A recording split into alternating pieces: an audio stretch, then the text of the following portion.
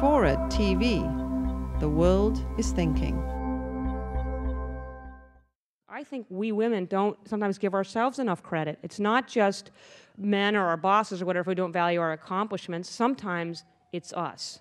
And one of the women that I interviewed for this book was Shirley Tillman, who's the president of Princeton and a phenomenal leader and a phenomenal person and a scientist. And she told me a story about two freshmen that came to Princeton.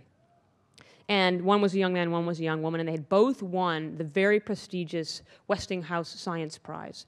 And the Daily Princetonian, the campus paper, went to interview them and talk to both the young man and the young woman. And the young man said, "Oh, my science project was fantastic. I knew I deserved to win, and mine was so great." And then they talked to the young woman, and she said, "Well, my project, it wasn't that good, and I was so surprised when they picked me." And I thought, I hear the same thing all the time. It starts young, and I think we hear it all throughout the business world. I think we undervalue our own accomplishments, so I think women need to start taking more credit. We don't negotiate for salaries. One of the reasons we're underpaid, it's not the only reason, but one of the reasons we're underpaid is we don't ask. Carnegie Mellon did a study with graduate students. They looked at one class of graduate students. The men were 7 times more likely to negotiate their first salary out of school. And they ended up making something like $5,000 or $6,000 more in that first job on average.